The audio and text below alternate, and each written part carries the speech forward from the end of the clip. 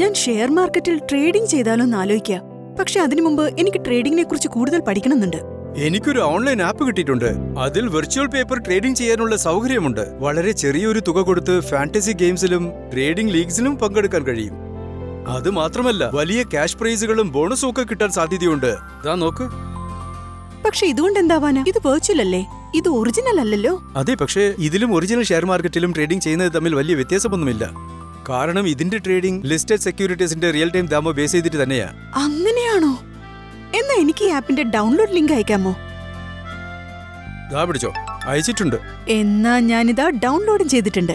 ഇനി പറയേ, എങ്ങനെയാ തുടങ്ങണ്ടേ? നിന്റെ പേഴ്സണൽ ഡീറ്റെയിൽസ് ഫിൽ ചെയ്തോ, എന്നിട്ടൊരു ചെറിയ ഫീസ് അടച്ചിട്ട് അക്കൗണ്ട് തുറന്നോ. എളുപ്പമല്ലേ? ആ ഒന്ന് നിന്നെ. നീ ഓൺലൈൻ ഗെയിമിഫിക്കേഷൻ വഴി ട്രേഡിംഗ് നടത്തുന്ന കാര്യമല്ലേ പറഞ്ഞത്? അതിന് പൈസയോ അടയ്ക്കണം. ആ, പക്ഷെ നിനക്ക് ശരിക്കും അറിയാവുന്ന കാര്യമാണോ ഈ ട്രേഡിംഗ് പ്ലാറ്റ്ഫോം? ആധികാരികം തന്നെയാണോ? അൺരജിസ്റ്റേർഡ് ഇന്റർമീഡിയറീസ് വഴിയും അതുപോലെ അറിയാത്ത പ്ലാറ്റ്ഫോംസ് വഴിയൊക്കെ നിക്ഷേപമോ ട്രേഡിംഗോ ചെയ്യുന്നത് വലിയ പ്രശ്നമാകാൻ സാധ്യതയുണ്ട്.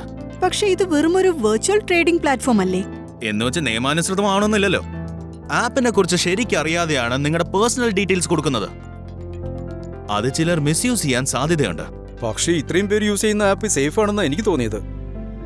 അത്തരം കുതന്ത്രങ്ങളിൽ നമ്മൾ പെട്ടുപോകരുത്. ഇത്തരം ഗെയിമിംഗ് ആപ്സ് എളുപ്പത്തിൽ സമ്മാനവും ബോണസും ഒക്കെ കിട്ടുമെന്ന് മോഹിപ്പിച്ച് നമ്മളെ കൊടുക്കും. പിന്നെ നഷ്ടങ്ങൾ ഉണ്ടാവുകയോ പണം തിരിച്ചെടുക്കാൻ പറ്റാതെ വരികയോ ചെയ്യുമ്പോൾ നിങ്ങളെ സഹായിക്കാൻ ഒരു നിയമത്തിനും കഴിഞ്ഞെന്ന് വരില്ല. എപ്പോഴും ഓർമ്മ വയ്ക്കൂ, നിങ്ങൾ എന്നെന്നും രജിസ്റ്റേർഡ് ഇന്റർമീഡിയറീസ് അല്ലെങ്കിൽ റെക്കഗ്നൈസ്ഡ് എക്സ്ചേഞ്ചസ് വഴി മാത്രം നിക്ഷേപമോ ട്രേഡിംഗോ നടത്താൻ നോക്കുക. ബുദ്ധിപൂർവ്വം ചിന്തിക്കൂ, ശരിയായിടത്ത് നിക്ഷേപിക്കൂ.